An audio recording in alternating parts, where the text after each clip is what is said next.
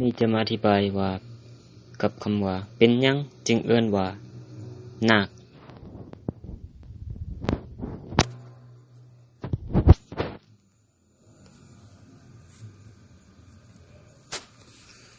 คำว่านาคก็คือผู้ที่เป็นพระภิกษุสงฆ์ที่บวชจากพระพุทธศาสนานั้นเอิ้นว่านาคถ้ามาแปลออกจะให้มันจะแจ้งก็คือว่า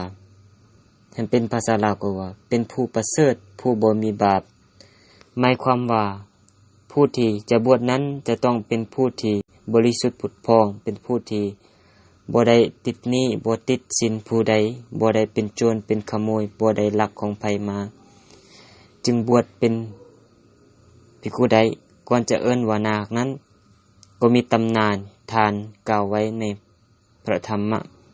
บทว่ายังมีพระญานาคตัวหนึ่งมีความเลื่อมใสในบวรพุทธศาสนาแล้วได้ปลอมกายให้เป็นมนุษย์ขอบวชในพระพุทธศาสนากับพระพุทธเจ้าแต่ว่าพระภิกษุสงฆ์องค์นั้นบวชมาได้หลายวันก็มีการประพฤติปฏิบัติพระธรรมวินัยเป็นอย่างดีเหมาะกับเป็นสมณะสารูปมีวันหนึ่งได้นอนหลับไปโดยบ่มีสติที่พระภิกขุองค์นั้นก็เป็นคนที่เป็นพญานาคก็เลยกลับมาเป็นพญานาคเหมือนเดิมพระภิกขุองค์นั้นจะได้เห็นดังนั้นก็คือว่าภิกขุหลายทั้งหลายก็ได้เห็นเรื่องที่มันเป็นแบบนั้นมาแล้วก็จึง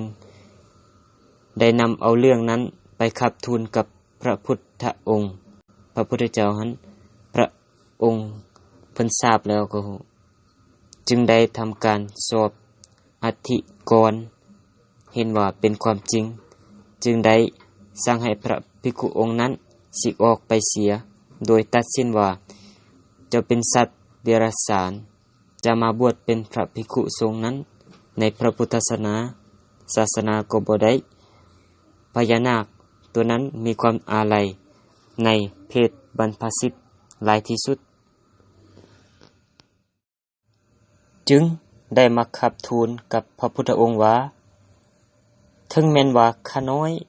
จะบ่ได้ของผ้ากาสาวพัสเป็นสงฆ์อยู่ก็ตามข้าน้อยขอฝากชื่อนี้ไว้ในพระพุทธศาสนาถ้าผู้ใดจะเข้ามาบวชในพระพุทธศาสนาขอให้เอิ้นชื่อผู้นั้นว่านาคคำว่านาคจึงเป็นชื่อของผู้ที่จะบวชตั้งแต่ครั้งนั้นเป็นต้นไปเป็นต้นมาจึงจนเท่าถึงกับปัจจุบันนี้ในยุคนี้